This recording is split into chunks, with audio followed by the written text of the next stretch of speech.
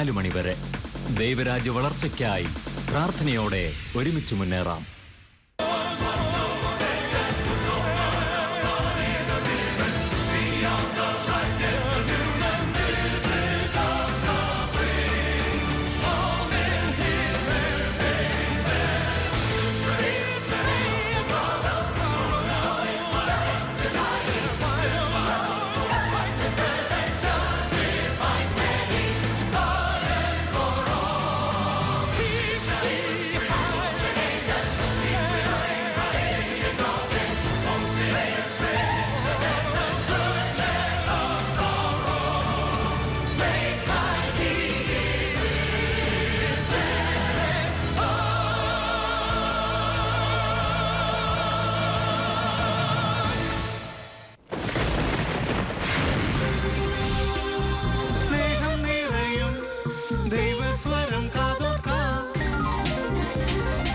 ആശ്വാസം നേടാം, ഹൃത്തിനുള്ളിൽ ജീവൻ നൽകും വചനം, തിരുവചനം. പിതാവിൻ്റെയും പുത്രൻ്റെയും പരിശുദ്ധാത്മാവിൻ്റെയും നാമത്തിൽ ആമേൻ. ഈശോയിൽ ഏറ്റവും പ്രിയപ്പെട്ടവരെ, യേശുവിലൂടെ ലോകത്തിന് കിട്ടിയ ഏറ്റവും വിലപ്പെട്ട സമ്മാനങ്ങളിൽ ഒന്നായിരുന്നു യേശുവിൻ്റെ പിതാവിനെ ദൈവം നമുക്ക് പിതാവായി തന്നു എന്നുള്ളത്. യേശുവിലൂടെ ലോകത്തിന് സമ്മാനിക്കപ്പെട്ട അമൂല്യമായ ഒരു ദാനമായിരുന്നു ലോകത്തിന് ഒരു പിതാവിനെ ലഭിച്ചു എന്നുള്ളത്. അതുകൊണ്ടാണ് യോഹന്നാന്റെ സുവിശേഷം 1-ാം അധ്യായം 12-ാം തിരുവചനത്തിൽ നമ്മളിങ്ങനെ വായിക്കുന്നത്: തന്നെ സ്വീകരിച്ചവർക്കെല്ലാം, തൻ്റെ നാമത്തിൽ വിശ്വസിച്ചവർക്കെല്ലാം ദൈവമക്കളാകാൻ അവൻ വരം നൽകി. യേശുവിനെ സ്വീകരിച്ചവർക്ക് അവിടുന്ന് നൽകിയ വരം ദൈവമക്കളാകാനുള്ള വരമാണ്. യോഹന്നാന്റെ 1-ാം ലേഖനം 3-ാം അധ്യായം 1-ാം തിരുവചനത്തിൽ യോഹന്നാൻ വീണ്ടും പറയുന്നു: കണ്ടാലും എത്ര വലിയ സ്നേഹമാണ് ദൈവം നമ്മോട് കാണിച്ചത്, നാം ദൈവത്തിൻ്റെ മക്കൾ എന്ന് വിളിക്കപ്പെടുന്നു. ഈ നിമിഷങ്ങളിൽ ഈ മക്കളായി ജീവിക്കുക എന്നുള്ളത്, അല്ലെങ്കിൽ ദൈവത്തെ പിതാവായി കാണുക എന്നുള്ളത് എത്ര വിലപ്പെട്ട ഒരു ഭാഗ്യമാണെന്ന് തിരിച്ചറിയാൻ ദൈവം നമ്മെ സഹായിക്കട്ടെ. ഗലാത്യ ലേഖനം 4-ാം അധ്യായം 6-ഉം 7-ഉം വചനങ്ങളിൽ നാം ഇങ്ങനെ വായിക്കുന്നു: കാലസമ്പൂർണത വന്നപ്പോൾ ദൈവം തൻ്റെ പുത്രനെ അയച്ചു. ഈ ഭൂമിക്ക് ഒരു പിതാവിനെ ആവശ്യമാണെന്ന് ദൈവത്തിന് ബോധ്യപ്പെട്ടപ്പോൾ കാലത്തിൻ്റെ പൂർണ്ണതയിൽ ദൈവം തൻ്റെ മകനെ ഭൂമിയിലേക്ക് അയച്ചു. ദൈവത്തെ, ദൈവ പിതൃത്വത്തെ, ദൈവമെന്ന പിതാവിനെ സ്വീകരിക്കാൻ ദൈവം ആദ്യം ചെയ്തത് സ്വന്തം മകനെ അയച്ചു എന്നുള്ളതാണ്. അവൻ സ്ത്രീയിൽ നിന്ന് ജാതനായി നിയമത്തിന് അധീനനായി ജനിച്ചു. അങ്ങനെ നമ്മളെ പുത്രന്മാരായി ദത്തെടുക്കേണ്ടതിന് അവൻ നിയമത്തിന് അധീനനായി കഴിഞ്ഞവരെ വിമുക്തരാക്കി. നിങ്ങൾ മക്കളായതുകൊണ്ട് ആബാ പിതാവേ എന്ന് വിളിക്കുന്ന തൻ്റെ പുത്രൻ്റെ ആത്മാവിനെ ദൈവം നമ്മുടെ ഹൃദയത്തിലേക്ക് അയച്ചിരിക്കുന്നു. ദൈവത്തെ ആബാ പിതാവേ എന്ന് വിളിക്കാൻ പ്രേരിപ്പിക്കുന്ന ഒരാത്മാവിനെ ദൈവം നമുക്ക് നൽകിയിരിക്കുന്നു. ആകയാൽ നീ ഇനിമേൽ ദാസനല്ല, പുത്രനാണ്. ദൈവത്തിൻ്റെ മുമ്പിൽ അടിമകളായി കഴിഞ്ഞിരുന്ന, അല്ലെങ്കിൽ ദൈവത്തിൻ്റെ മുമ്പിൽ ദാസ്യവേല ചെയ്തിരുന്ന, ദൈവത്തിൻ്റെ മുമ്പിൽ മക്കളെന്ന അവകാശങ്ങളോടെ നിൽക്കാൻ സാധ്യതയില്ലാതിരുന്ന ഒരു ജനതയെ ദൈവം തൻ്റെ മക്കളാക്കി മാറ്റി യേശുവിലൂടെ. പുത്രനെങ്കിൽ ദൈവഹിതമനുസരിച്ച് അവകാശിയുമാണ് എന്ന് പൗലോസ്ലീഹ ഗലാത്യർക്ക് എഴുതിയ ലേഖനം 4-ാം അധ്യായം 6-ഉം 7-ഉം തിരുവചനങ്ങളിൽ പറയുന്നു. ദൈവത്തിൻ്റെ മക്കളായിട്ട് നമ്മൾ മാറുന്നത് ദൈവാത്മാവ് വഴിയായിട്ടാണ്. ദൈവത്തിൻ്റെ വചനം റോമാലേഖനം 8-ാം അധ്യായം 14-ാം തിരുവചനത്തിൽ നമ്മെ ഇങ്ങനെ പഠിപ്പിക്കുന്നു: ദൈവാത്മാവിനാൽ നയിക്കപ്പെടുന്നവരെല്ലാം ദൈവത്തിൻ്റെ പുത്രന്മാരാണ്. ഒന്നാമതായിട്ട് നമ്മൾ കണ്ടത് ദൈവത്തിൻ്റെ, യേശുവിനെ സ്വീകരിച്ചവർക്ക് ദൈവം പിതാവായിട്ട് മാറുന്നു. രണ്ടാമതായിട്ട് ദൈവത്തിൻ്റെ ആത്മാവിനാൽ നയിക്കപ്പെടുന്നവർക്ക് ദൈവം പിതാവായിട്ട് മാറുന്നു. ഈ ആത്മാവ് മൂലമാണ് നാം ആബാ പിതാവേ എന്ന് വിളിക്കുന്നത്. നാം ദൈവത്തിൻ്റെ മക്കളാണെന്ന് നമ്മുടെ ആത്മാവിനോട് ചേർന്ന് ഈ ആത്മാവ് സാക്ഷ്യം നൽകുന്നു. നാം മക്കളെങ്കിൽ അവകാശികളുമാണ്, ദൈവത്തിൻ്റെ അവകാശികളും ക്രിസ്തുവിൻ്റെ കൂട്ടവകാശികളും. ദൈവം നമ്മുടെ പിതാവാണ്. ഈശോയുടെ ജീവിതം എടുത്ത് പരിശോധിക്കുമ്പോൾ നമുക്കറിയാം, യേശുവിൻ്റെ നാവിൻ തുമ്പിലൂടെ ഏറ്റവും കൂടുതൽ തവണ പുറത്തു വന്ന വാക്ക് പിതാവ് എന്ന വാക്കാണ്. ആവർത്തിച്ച് ഈശോ പറഞ്ഞുകൊണ്ടേയിരുന്നു, എൻ്റെ പിതാവ്, സ്വർഗസ്ഥനായ പിതാവ്, നല്ലവനായ പിതാവ്, മക്കൾക്ക് നല്ല ദാനങ്ങൾ കൊടുക്കുന്ന പിതാവ്, നിങ്ങളുടെ പിതാവ്. ഇങ്ങനെ പിതാവ് പിതാവ് എന്ന വാക്ക് യേശുവിൻ്റെ നാവിൻ തുമ്പിലൂടെ ആവർത്തിച്ച് വന്നുകൊണ്ടേയിരുന്നു. ഈശോയുടെ ജീവിതം പരിശോധിക്കുമ്പോൾ കർത്താവ് അവൻ്റെ സംഭാഷണം ആരംഭിക്കുന്നത് പിതാവിനെ കുറിച്ച് പറഞ്ഞുകൊണ്ടാണ്. ലൂക്കായുടെ സുവിശേഷത്തിൽ നമ്മൾ കാണുന്നുണ്ട്, ഈശോയെ ജെറുസലേമിൽ വെച്ച് കാണാതെ പോയതിന് ശേഷം വേവലാതികളോടെ ഒരു അപ്പനും അമ്മയും മകനെയും തിരക്കി സിയോന്റെ കൽവഴികളിലൂടെ അലഞ്ഞു നടന്നതിൻ്റെ ഒടുവിൽ ദേവാലയത്തിൻ്റെ അകത്തളങ്ങളിൽ താർക്കികരുമായി വാദപ്രതിവാദങ്ങളിൽ ഏർപ്പെടുന്ന മകനെ അവർ കണ്ടെത്തുകയും മകനോട് ഈ അമ്മ ചോദിക്കുകയും ചെയ്യുന്നു, മകനെ, നീ എന്തുകൊണ്ടാണ് ഞങ്ങളോട് ഇങ്ങനെ ചെയ്തത്? നിന്റെ പിതാവും ഞാനും നിന്നെ എത്ര തീഷ്ണതയോടെ വേദനയോടെ അന്വേഷിക്കുകയായിരുന്നു. ഈശോ ഇങ്ങനെ മറുപടി പറയുന്നു, നിങ്ങൾ എന്തിനാണ് എന്നെ അന്വേഷിച്ചത്? ഞാൻ എൻ്റെ പിതാവിൻ്റെ കാര്യങ്ങളിൽ വ്യാപൃതനാവേണ്ടതാണെന്ന് നിങ്ങൾക്കറിഞ്ഞുകൂടെ? ഈശോ അവൻ്റെ സംസാരം ആരംഭിക്കുന്നത്, പരസ്യ ജീവിതത്തിലെ നമുക്കറിയാവുന്ന ഈശോയുടെ സംസാരം ആരംഭിക്കുന്നത് അപ്പനെക്കുറിച്ച് പറഞ്ഞുകൊണ്ടാണ്. എൻ്റെ പിതാവിൻ്റെ കാര്യങ്ങളിൽ ഞാൻ വ്യാപൃതനാവേണ്ടതാണെന്ന് നിങ്ങൾക്ക് അറിഞ്ഞുകൂടെ? ഈശോയുടെ സംസാരം അവസാനിക്കുന്നത് എങ്ങനെയാണ്? നിർണായകമായൊരു കുരിശിൻ്റെ വേദനകളിൽ സ്വയം ചേർത്ത് വെച്ചതിന് ശേഷം കാൽവരിയുടെ നെറുകയിൽ മനസ്സും ശരീരവും ആത്മാവും വിണ്ടുകീറി കിടക്കുന്ന ഒരു മകൻ പിതാവിനോട് നിലവിളിച്ച് കരയുന്നു, അപ്പാ, നീ പോലും എന്നെ ഉപേക്ഷിച്ചത് എന്തുകൊണ്ടാണ്? ഭൂമിയുടെ ചക്രവാളങ്ങളെ കീറിമുറിച്ചുകൊണ്ട് നിരായുധനാക്കപ്പെട്ട ഒരു മകൻ്റെ നിലവിളികൾ ഗാഗുൽത്തായിൽ ചക്രവാളങ്ങളിൽ തട്ടി പ്രതിധ്വനിക്കുന്നതായി നാം അറിയുന്നു. അപ്പാ, നീ എന്നെ കൈവിട്ടതെന്താണ്? ഒടുവിൽ മരണത്തിലേക്ക് നടന്നു മറയും മുമ്പ്, മരണത്തിലേക്ക് പറിച്ചെറിയപ്പെടും മുമ്പ് യേശുവിൻ്റെ നാവിൻ തുമ്പിലൂടെ പുറത്തു വന്ന അവസാനത്തെ മൊഴിയിലും ഈ പിതാവേ എന്നുള്ള വിളിയുണ്ടായിരുന്നു. അപ്പാ, നിന്റെ കരങ്ങളിൽ എൻ്റെ പ്രാണനെ ഞാൻ സമർപ്പിക്കുന്നു. എല്ലാം പൂർത്തിയായി. ആബാ, നിന്റെ കരങ്ങളിൽ, പിതാവേ, നിന്റെ കരങ്ങളിൽ എൻ്റെ പ്രാണനെ ഞാൻ സമർപ്പിക്കുന്നു. അപ്പോൾ ഈശോ തുടങ്ങിയത് അപ്പനെക്കുറിച്ച് പറഞ്ഞുകൊണ്ടാണ്. ഈശോ ഒടുങ്ങിയത് അപ്പനെക്കുറിച്ച് പറഞ്ഞുകൊണ്ടാണ്.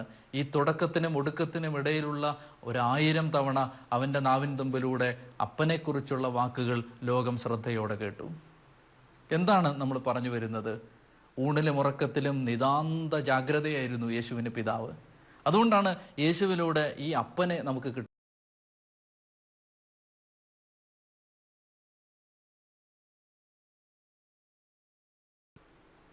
മക്കൾ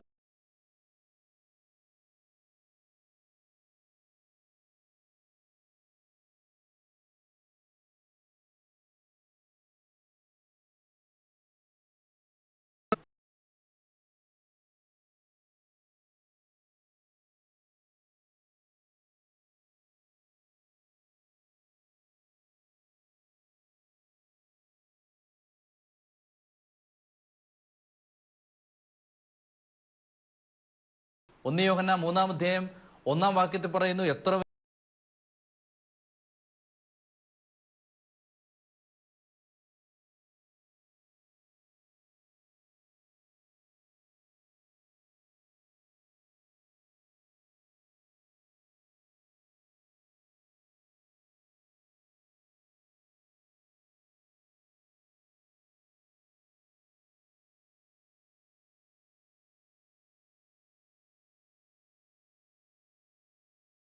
അവകാശമാണ്.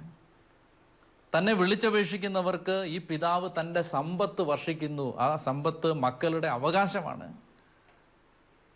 അതുകൊണ്ടാണ് മത്തായിയുടെ സുവിശേഷം 7-ാം അധ്യായം 9 മുതൽ 12 വരെയുള്ള ഭാഗങ്ങളിൽ പിതാവിനെ കുറിച്ച് പഠിപ്പിച്ചുകൊണ്ട് ഈശോ ലോകത്തോട് പറയും, മക്കൾ അപ്പം ചോദിച്ചാൽ നിങ്ങളിൽ ഏത് പിതാവാണ് കല്ല് കൊടുക്കുന്നത്?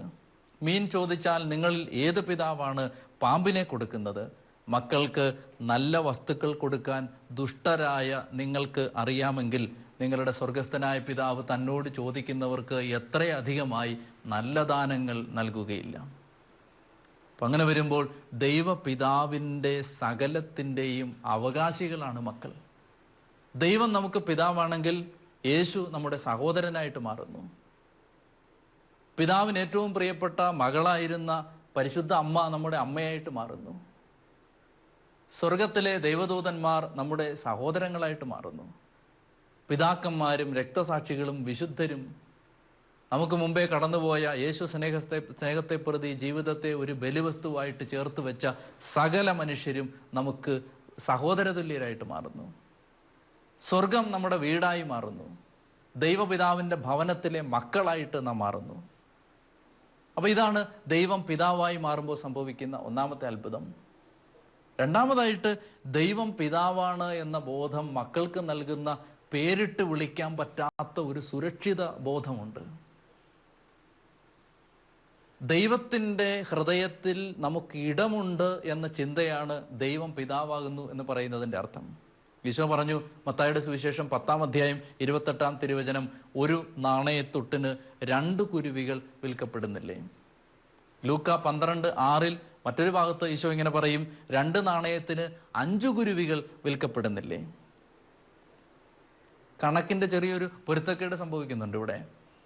ഒരു ഭാഗത്ത് പറയുന്നു 1 നാണയത്തിന് 2 കുരുവികൾ, മറ്റൊരു ഭാഗത്ത് പറയുന്നു 2 നാണയത്തിന് 5 കുരുവികൾ. 1 ഗുണം 2 2, 2 ഗുണം 2 4. ഈ 5-ാമത്തെ കുരുവി എവിടുന്ന് വന്നു? ഈ 5-ാമത്തെ കുരുവി എവിടുന്ന് വന്നു എന്ന ചോദ്യത്തിന് ഉത്തരം ഇങ്ങനെയാണ്. 5-ാമത്തെ കുരുവി 2 നാണയം കൊടുത്ത് 4 കുരുവിയെ വാങ്ങിക്കുമ്പോൾ അത്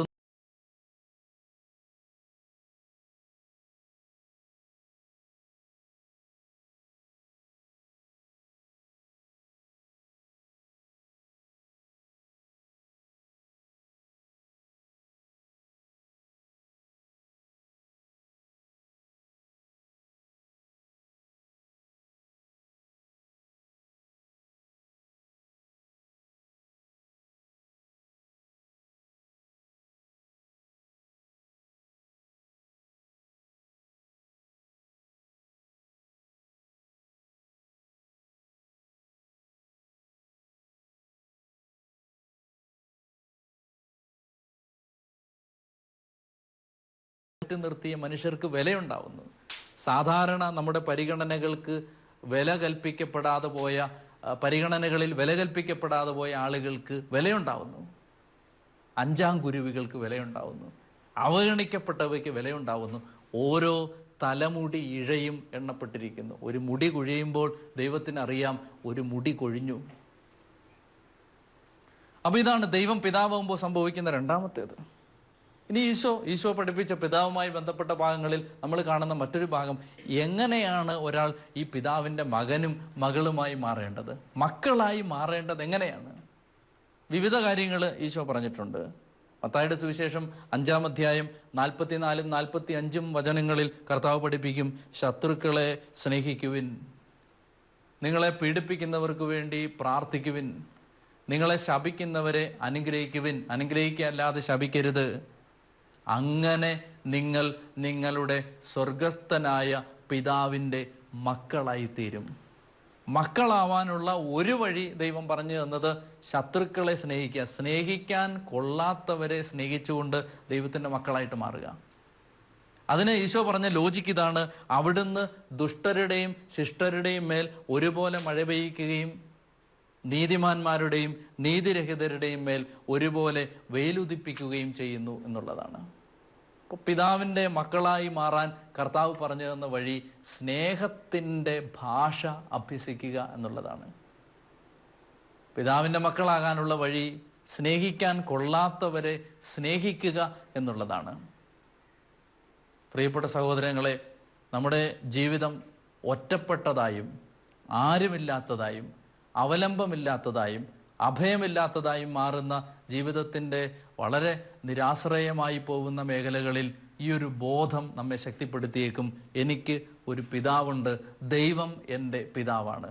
ലൂക്കായുടെ സുവിശേഷം 15-ാം അധ്യായത്തിൽ വിവരിക്കപ്പെടുന്ന 3 സംഭവങ്ങളിലും സ്നേഹിക്കുന്ന ഒരു പിതാവിനെയാണ് ഈശോ വരച്ച് കാണിക്കുന്നത്.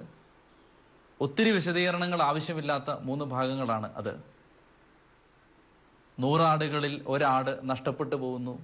നഷ്ടപ്പെട്ട ആടിനെയും തിരഞ്ഞ് ഇടയൻ യാത്രയാവുന്നു. കണ്ടുകിട്ടുവോളം അന്വേഷിക്കുന്നു. കാനന നിബിഡതയിൽ എവിടെയോ ഒറ്റക്കലയുന്ന പാവം കുഞ്ഞാടിനെ അവൻ തിരികെ കണ്ടുപിടിക്കുന്നു, തോളിലേറ്റി തിരികെ കൊണ്ടുവരുന്നു. ദൈവം പിതാവാകുമ്പോൾ സംഭവിക്കുന്ന ആഘോഷമാണിത്. നഷ്ടപ്പെട്ടു പോയവരൊക്കെ വീണ്ടെടുക്കപ്പെടുന്നു. നിയമബന്ധിതമല്ലാത്ത നിയമത്തിൻ്റെ അനുശാസനങ്ങളെ അതിജീവിക്കുന്ന ഒരു സ്നേഹാനുഭവം മക്കൾക്ക് സ്വന്തമായി കിട്ടുന്നു. 10 നാണയങ്ങളുണ്ടായിരുന്ന ഒരു സ്ത്രീ ഒരു നാണയം നഷ്ടപ്പെട്ടു പോകുമ്പോൾ പകല് മുഴുവൻ വീട് അടിച്ചുവാരി വൃത്തിയാക്കി വിളക്ക് കൊളുത്തി അന്വേഷിച്ചു എന്ന് വചനം പറയുന്നു. ഈ സ്ത്രീ പിതാവായ ദൈവമാണ്. നഷ്ടപ്പെട്ടു പോയ നാണയങ്ങൾ മക്കളാണ്. മക്കൾ നഷ്ടപ്പെട്ടു പോകുമ്പോൾ മക്കളെ നഷ്ടപ്പെടുത്തി കളയാൻ കൊതിക്കാത്ത, ആഗ്രഹിക്കാത്ത ഒരപ്പൻ മക്കളെ വീണ്ടെടുക്കാൻ വേണ്ടി ഏറ്റവും വിലപ്പെട്ടതുപോലും നൽകാൻ തയ്യാറാവുന്നു. നാണയം നഷ്ടപ്പെട്ടു പോയ സ്ത്രീ പിതാവായ ദൈവമാണ്. നഷ്ടപ്പെട്ട നാണയം പാപികളായ മക്കളാണ്. നാണയം വീണ്ടെടുക്കാൻ വേണ്ടി ഈ സ്ത്രീ എടുത്ത അധ്വാനത്തിൻ്റെ പേരാണ് കർത്താവായ യേശു ക്രിസ്തു. മൂന്നാമത്തേത്, നമുക്ക് ഏറ്റവും സുപരിചിതമായ പാഠം, മകൻ വീടിൻ്റെ പടിയിറങ്ങിപ്പോകുമ്പോൾ മകനെയും കാത്ത് വഴിക്കണ്ണുകളുമായി ഇരിക്കുന്ന ഒരു പിതാവ്. മടങ്ങി വരുമ്പോൾ അവന് വേണ്ടി ഒരു ആഘോഷം തീർക്കുന്ന, ഒരു വിരുന്നൊരുക്കുന്ന പിതാവ്. പാളിച്ചകളെയും പരാജയങ്ങളെയും സ്നേഹത്തോടെ കാണാനും തിരികെ വിളിക്കാനും മടക്കയാത്രയ്ക്ക് പ്രേരിപ്പിക്കാനും നമുക്ക് ഒരു പിതാവ്. അതുകൊണ്ട് നിരന്തരമായി ഈശോ പിതാവിനെ പറ്റി ഓർമ്മിപ്പിച്ചു. ദൈവം പിതാവാണെന്ന് പഠിപ്പിച്ചു. ദുഷ്ടരായ മാതാപിതാക്കൾക്ക് മക്കൾക്ക് നല്ല ദാനങ്ങൾ കൊടുക്കാൻ അറിയാമെങ്കിൽ സ്വർഗസ്ഥനായ പിതാവ് തന്നെ നിരന്തരം വിളിച്ച് കരയുന്ന മനുഷ്യർക്ക് എത്രയോ കാര്യങ്ങൾ, നന്മകൾ നൽകും, പരിശുദ്ധാത്മാവിനെ നൽകും എന്ന് പഠിപ്പിച്ചു. കർത്താവ് പഠിപ്പിച്ച ഈ പിതാവിൻ്റെ സ്നേഹത്തിൻ്റെ തണലിൽ ജീവിക്കാൻ കഴിയുന്ന മക്കളാവുക എന്നുള്ളതാണ് പ്രധാനം.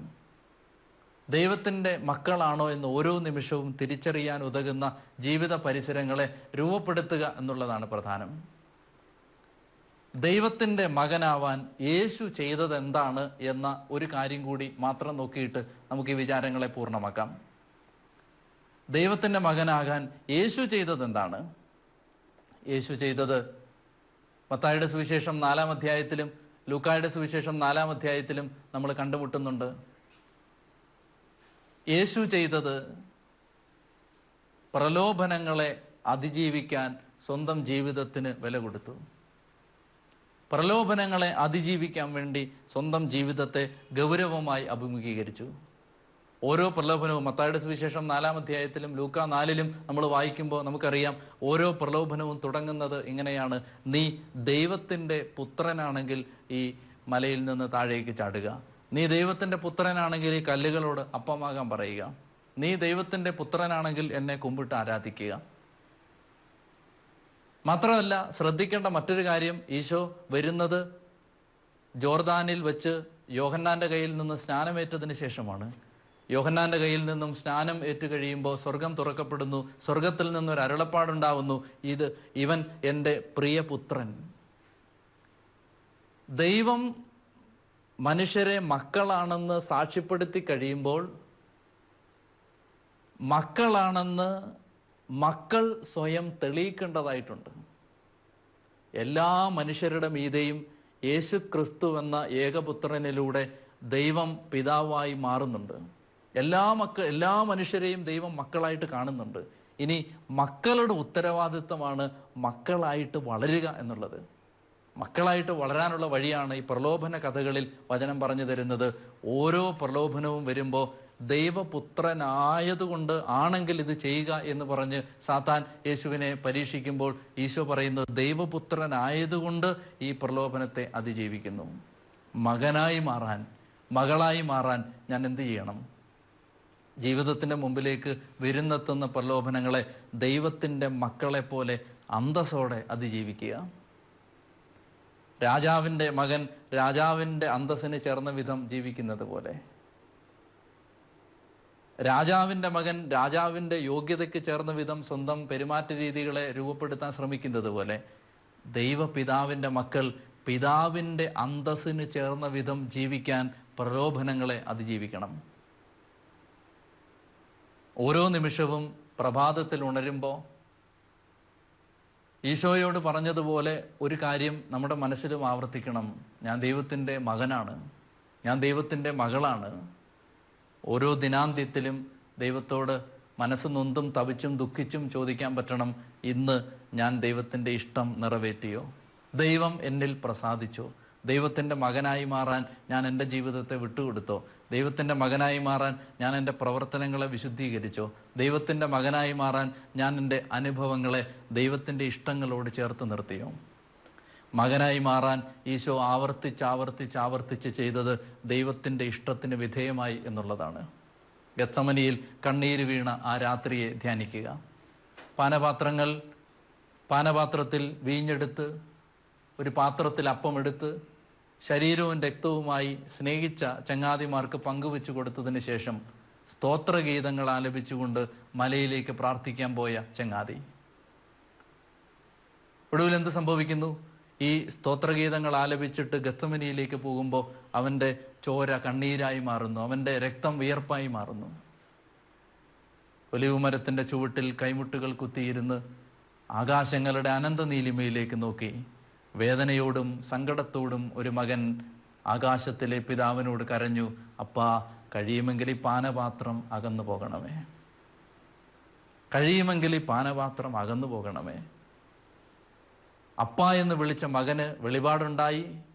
മകനാണെന്ന ബോധം ആഴപ്പെട്ടു. മകൻ അടുത്ത നിമിഷം കൂട്ടിച്ചേർത്തു, അപ്പാ, എൻ്റെ ഇഷ്ടം അല്ല, നിന്റെ ഇഷ്ടം നിറവേറട്ടെ. മകനാവാൻ ഈശോ നിരന്തരം ശ്രമിച്ചത് ദൈവത്തിൻ്റെ ഇഷ്ടത്തിന് വിധേയമായി ജീവിച്ചുകൊണ്ടാണ്. പ്രിയപ്പെട്ട സഹോദരങ്ങളെ, ദൈവത്തിൻ്റെ മക്കളായിട്ട് ജീവിക്കാൻ ദൈവഹിതത്തോട് നമുക്ക് ചേർന്ന് നിൽക്കാം. അതാണ് സ്വർഗസ്ഥനായ പിതാവേ എന്ന പ്രാർത്ഥനയിൽ ഈശോ പഠിപ്പിച്ചത്. സ്വർഗസ്ഥനായ ഞങ്ങളുടെ പിതാവേ, നിന്റെ നാമം പരിശുദ്ധമാക്കപ്പെടണമേ, നിന്റെ രാജ്യം വരണമേ, നിന്റെ ഇഷ്ടം സ്വർഗത്തിലെ പോലെ ഭൂമിയിലുമാകണമേ. പിതാവേ എന്ന് വിളിക്കാൻ മക്കൾക്ക് യോഗ്യത കിട്ടുന്നത് അപ്പൻ്റെ ഇഷ്ടങ്ങൾക്ക് ചാരെ സഞ്ചരിക്കുമ്പോഴാണ്, അപ്പൻ്റെ വിരൽത്തുമ്പ് പിടിച്ച് യാത്രയാവുമ്പോഴാണ്. ഏതൊരാൾക്കൂട്ടത്തിലും നഷ്ടപ്പെട്ടു പോകാതെ ദൈവം കൂട്ടുവരുന്നതും കൂടെ കൂട്ടുന്നതും വിരൽത്തുമ്പ് പിടിച്ച് യാത്രയാവുന്നതും ഇഷ്ടത്തിന് വിധേയമായിട്ട് ജീവിക്കുന്ന മക്കളായി നാം മാറുമ്പോഴാണ്. കർത്താവിൻ്റെ മക്കളായി മാറാൻ, ഈ മക്കളെന്ന ബോധത്തിൽ ആഴപ്പെടാൻ, മക്കളായിട്ട് വളരാൻ സാധിക്കണമേ എന്ന് നമുക്ക് പ്രാർത്ഥിക്കാം. ദൈവമേ, അങ്ങ് പിതാവാണെന്ന ബോധ്യം ഞങ്ങൾക്ക് നൽകണമേ. ഈ പിതാവിൻ്റെ സ്നേഹത്തിൻ്റെ വിരിക്കപ്പെട്ട കരങ്ങൾക്ക് കീഴിൽ ജീവിതം ജീവിച്ചു തീർക്കാൻ ഞങ്ങളെ സഹായിക്കണമേ. ഈശോ ഞങ്ങൾക്ക് നൽകിയ സ്വർഗത്തിലെ പിതാവിനെ ഏറ്റവും സ്നേഹത്തോടും തിരുഹിതം അനുസരിച്ചുള്ള എളിമയോടും താഴ്മയോടും സ്വീകരിക്കുവാൻ ഞങ്ങളുടെ ജീവിതങ്ങളെ അങ്ങ് ഒരുക്കണമേ. പിതാവിൻ്റെയും പുത്രൻ്റെയും പരിശുദ്ധാത്മാവിൻ്റെയും നാമത്തിൽ ആമേൻ.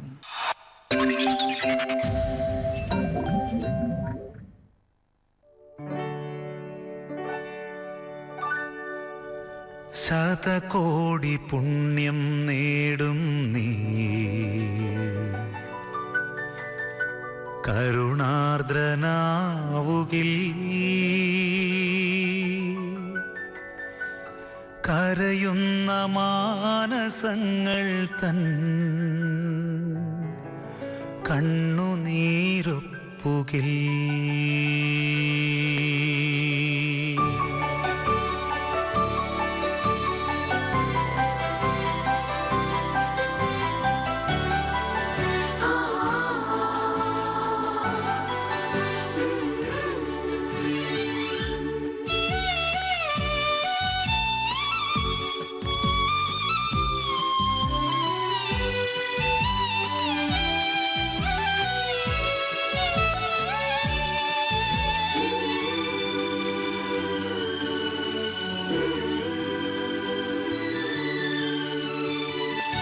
ശതകോടി പുണ്യം നേടും നീ, കരുണാർദ്രനാവുകിൽ കരയുന്ന മാനസങ്ങൾ തൻ കണ്ണുനീരൊപ്പുകിൽ.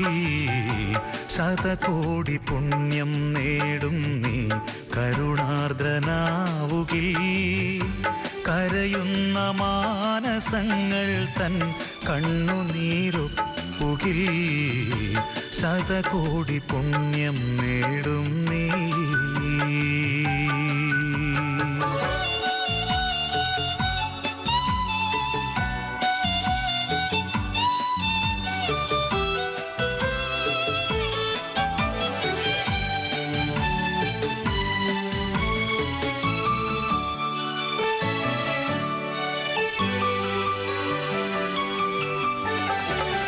വിശക്കുന്ന വയറുകൾ കണ്ടാൽ തല തിരിച്ചു നടന്നിടരുതേ, വിവസ്ത്രനായൊരുവനെ കണ്ടാൽ കണ്ണടച്ചിരുട്ടാക്കരുതേ.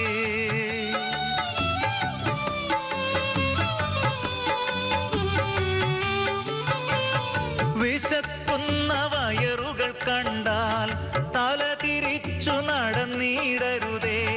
വിവസ്ത്രനായൊരുവനെ കണ്ടാൽ കണ്ണടച്ചിരുട്ടാക്കരുതേ.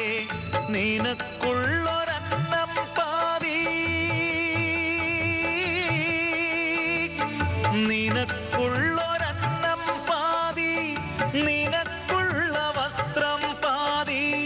നിർധനനായി നൽകിടു നീ, നിശ്ചയമായി രക്ഷ നേടും. നിർധനനായി നൽകിടു നീ, നിശ്ചയമായി രക്ഷ നേടും. നിശ്ചയമായി രക്ഷ നേടും. ശതകോടി പുണ്യം നേടും നീ കരുണാർദ്രനാവുകിൽ. കരയുന്ന മാനസങ്ങൾ തൻ കണ്ണുനീരൊപ്പുകിൽ. ശതകോടി പുണ്യം നേടും നീ.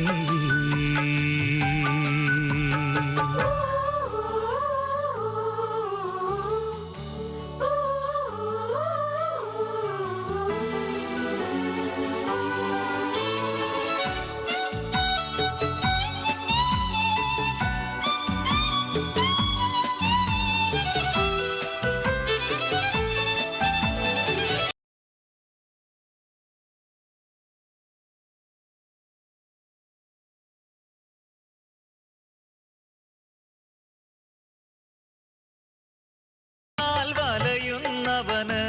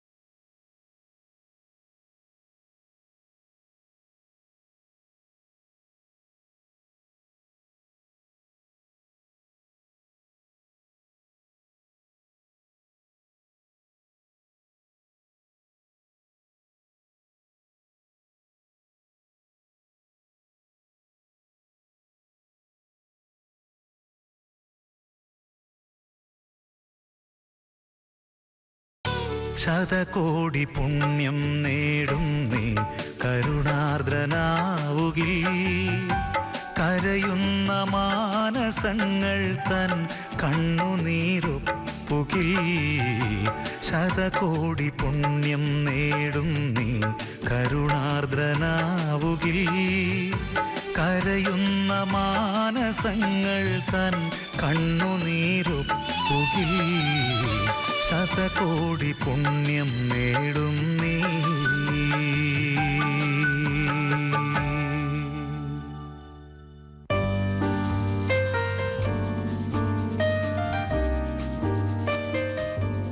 ആയിരങ്ങളുടെ ജീവിതങ്ങളെ വചനാഭിഷേകത്തിലേക്ക് നയിച്ച ഷാലോം ടിവിയിലെ നൈറ്റ് വിജിൽ ശുശ്രൂഷയിലെ വചന സന്ദേശങ്ങൾ വീണ്ടും ജനഹൃദയങ്ങളെ ഉണർത്തുന്നു ജാഗരണ വചസ്സുകളിലൂടെ.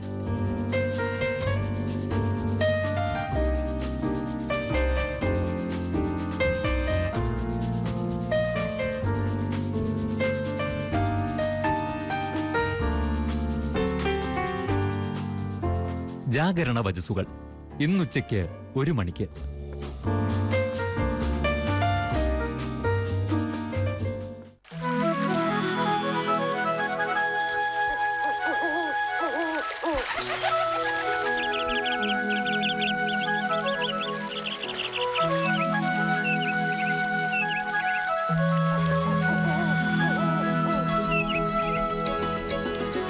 ഹൃദയം നുറുങ്ങിയവർക്ക് കർത്താവ് സമീപസ്ഥനാണ്. മനമൊരുകിയവരെ അവിടുന്ന്